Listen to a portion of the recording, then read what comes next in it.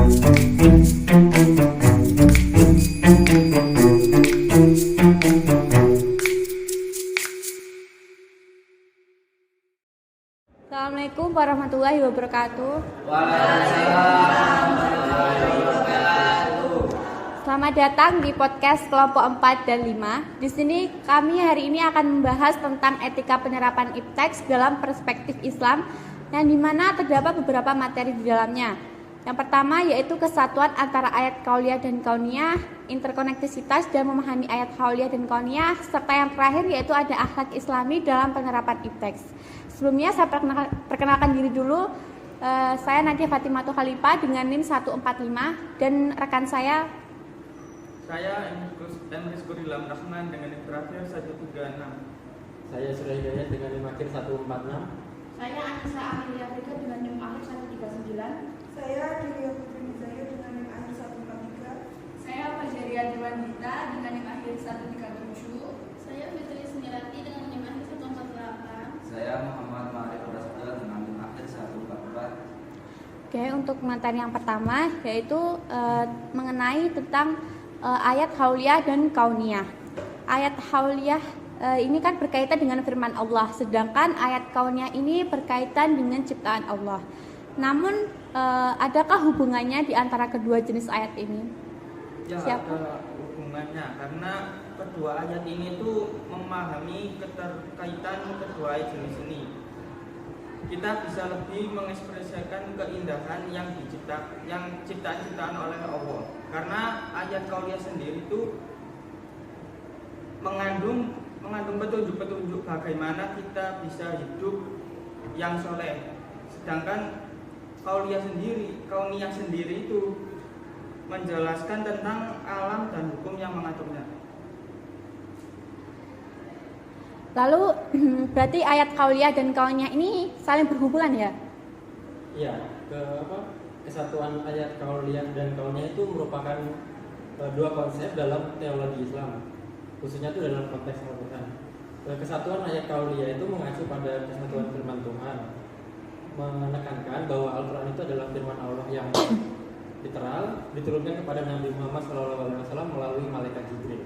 Betul tuh. Jadi konsep ini tuh menyoroti asal muasal otoritas ketuhanan Al-Quran dengan menegaskan bahwa Al-Quran merupakan komunikasi dari Allah langsung kepada umat manusia. Dengan menekankan bahwa segala sesuatu yang ada merupakan perwujudan kekuasaan dan hikmah Allah. Jadi itu konsep ini menggarisbawahi gagasan bahwa alam semesta dan seluruh komponennya saling berhubungan antara satu dan sama lain. Nah, dari jawaban yang sudah kalian paparkan tadi itu, apakah ada ayat-ayat yang mungkin bisa mendukung pernyataan tersebut? Allah sendiri telah menurunkan ayat-ayat tersebut dalam dua jalur. Yang pertama yaitu ada jalur formal yaitu ayat kauliyah dan jalur non formal yaitu ayat kauliyah. Untuk ayat kauliyah sendiri adalah tanda-tanda kebesaran Allah yang ada dalam Al-Quran dan kita itu dapat mempelajarinya. Sedangkan kalau ayat kauliyah sendiri itu menjelaskan tentang fenomena alam yang terjadi dalam bumi dan di sekitarnya. Nah, tadi kan ada ayat kauliyah dan kauniyah. Lalu apakah sebutkan satu aja contoh ayat kauniyah deh? Ada nggak? Ada, contohnya yaitu Al-Quran Al-Karim yang terdiri dari 6.236 ayat itu, menguraikan berbagai persoalan hidup dan kehidupan, antara lain menyangkut alam raya dan fenomenanya. Uraian-uraian sekitar persoalan tersebut sering disebut ayat-ayat kauniyah. Tidak kurang dari 750 ayat yang secara tegas menguraikan hal di atas. Jumlah ini tidak termaksud ayat-ayat yang menyinggung secara tersirat. Nah, tadi kan materi pertama ini kan menyinggung tentang kesatuan kauliyah dan kauniyah. Lalu apa sih kesatuannya dan tujuan dari ayat kauliyah dan ayat kauniyah ini? Jadi dalam hal sintesis pada kesatuan ayat kauliyah itu berarti perkataan sabda atau firman Allah. Sedangkan dari ayat kauliyah sendiri itu berarti fenomena yang terjadi di sekitar kita seperti fenomena alam, sosial dan lain-lain. Jadi dari kedua ayat tersebut itu bersumber dari Allah Subhanahu wa taala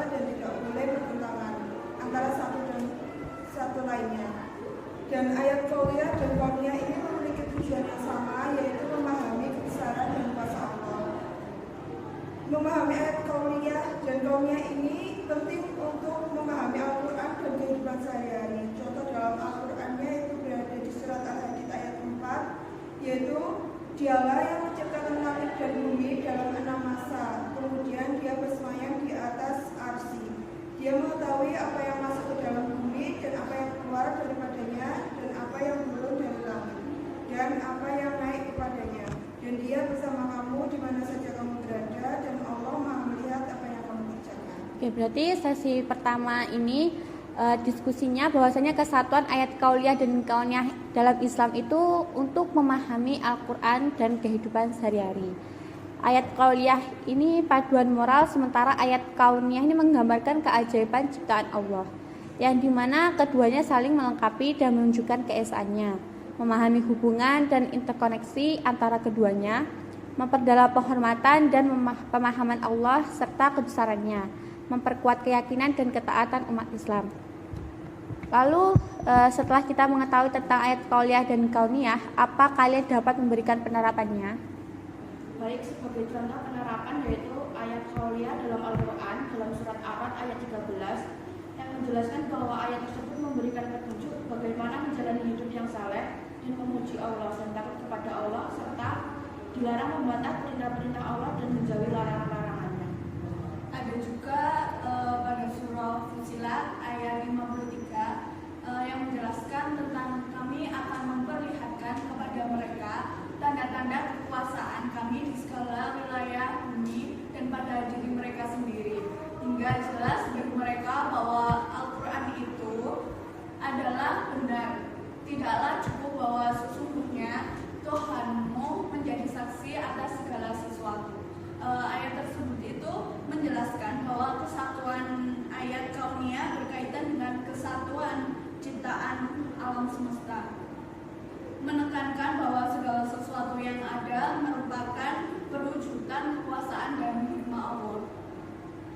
Nah, saya juga mau memberikan contoh lainnya ya, mengenai ayat kauniyah ya. Jadi dalam surat Al-Zariyat ayat 21 itu menjelaskan bahwa mengenai di bumi ini terdapat tanda kebesaran Allah bagi orang-orang yang percaya akan adanya Allah SWT. Untuk dalam kehidupan sehari-hari, konsep ayat kauliyah dan kauniyah ini sangat relevan dan dapat diterapkan dalam berbagai aspek kehidupan. Misalnya sikap kita terhadap kebersihan lingkungan, karena Allah juga menekankan pentingnya kebersihan itu sebagai ibadah. Al-Quran juga mengajarkan sesungguhnya Allah menyukai orang-orang yang bertobat dan menyukai orang-orang yang mensucikan diri. Quran Surat Al-Baqarah ayat 222. Demikian pula ketika kita menghargai alam dan menjaga lingkungan hidup, itu menerapkan prinsip ayat kauniyah yang menunjukkan keindahan ciptaan Allah. Oke, berarti pemahaman dan penerapan ayat-ayat kauliyah serta kauniyah dalam kehidupan sehari-hari ini sangat membantu manusia untuk lebih mendekatkan diri kepada Allah, menghargai ciptaannya dan menjalani kehidupan yang sesuai dengan ajarannya. Lalu memasuki materi yang terakhir yaitu ipteks. Kita ini kan hidup di zaman di mana ipteks ini memainkan peran kunci dalam setiap aspek kehidupan, mulai dari teknologi informasi, kesehatan, lingkungan, hingga ekonomi. Namun bagaimana sebenarnya kita dapat memastikan bahwa perkembangan ipteks ini selaras dengan nilai-nilai akhlak Islam? Sebelumnya saya menganalisis beberapa data bahwasanya akhlak Islami ini menekankan pada sikap dan perilaku yang sesuai dengan ajaran Islam, seperti kejujuran, kasih sayang, dan sikap empati terhadap sesama. Lalu bagaimana kalian ini bisa melihat integrasi antara akhlak Islami dalam penerapan ipteks dalam kehidupan sehari-hari? Jadi penting untuk menyadari bahwa iptek harus digunakan dengan bijak dan bertanggung jawab yang sesuai dengan ajaran Islam. Misalnya dalam pengembangan teknologi digital, kita harus memperhatikan etika penggunaan data pribadi dan perlindungan privasi.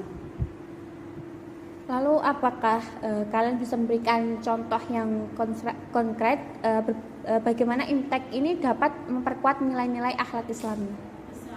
Ada sih contohnya beberapa, tetapi yang saya ketahui yaitu di dalam bidang kesehatan, penggunaan teknologi media canggih harus diimbangi dengan menghormati martabat pasien dan memberikan perawatan yang lebih efisien dengan penuh kasih sayang, dan juga sesuai dengan ajaran Islam dan yang berkaitan dengan tentang rahmat dan kepedulian terhadap sesama manusia. Diimbangin ya. Lalu bagaimana cara menyeimbangkan antara kemajuan ipteks dan prinsip-prinsip akhlak Islami dalam lingkungan kerja? Penting untuknya mengintegrasikan aspek moral dan etika Islam dalam setiap tahap pengembangan ipteks, mulai dari perencanaan, penelitian hingga implementasi. Hal ini memastikan bahwa kemajuan teknologi berkontribusi positif bagi kehidupan manusia sesuai dengan nilai-nilai Islam. Oke, tadi kan saya singgung bahwa akhlak ini kan menekankan pada kejujuran, kasih sayang, empati, dan lain sebagainya. Lalu misalkan saja pada kasih sayang atau prinsip kejujuran, apakah ada peran yang mempengaruhi penerapan ipteks? Jadi, dalam kasih sayang dalam penerapan ipteks itu melibatkan dampak teknologi terhadap kesejahteraan manusia dan lingkungan. Lalu untuk memastikan teknologi digunakan untuk kebaikan bersama, sedangkan kejujuran adalah fondasi dari setiap riset dan pengembangan teknologi yang berkualitas. Jadi kejujuran itu diperlukan untuk memastikan bahwa data yang hasil dilaporkan itu akurat dan dapat dipercaya. Apakah ada tantangan utama dalam penerapan ini?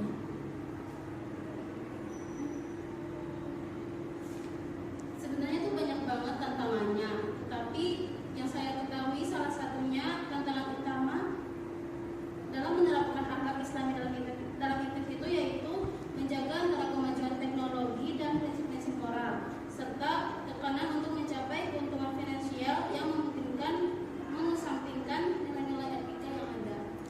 Berarti ada dong peran masyarakat yang mendorong hal ini. Ya, ada. Jadi peran masyarakat dalam mendorong penerapan akhlak Islami dalam ipteks itu dengan cara mendukung inisiatif yang mempromosikan penggunaan teknologi yang beretika.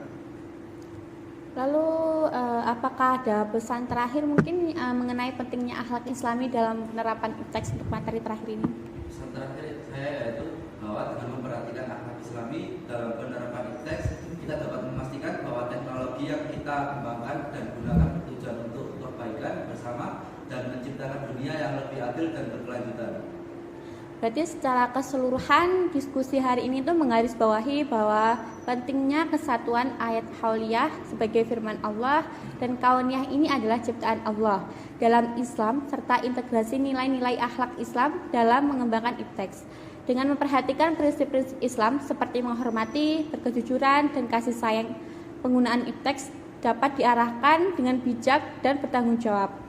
Tantangannya tadi sudah dijelaskan bahwa menjaga keseimbangan antara kemajuan teknologi dan moralitas dengan dorongan masyarakat dalam mendorong etika dalam ipteks. Dengan demikian, penerapan ipteks yang memperhatikan akhlak Islami dapat membawa kepada dunia yang lebih adil dan berkelanjutan. Itu tadi adalah pembahasan kita tentang etika penerapan ipteks dalam perspektif Islam. Dari sini saya sebagai perwakilan teman-teman saya akan meminta maaf jika kurang menguasai materi dalam hal ini. Saya selaku moderator pamit undur diri. Wassalamualaikum warahmatullahi wabarakatuh. Waalaikumsalam warahmatullahi wabarakatuh.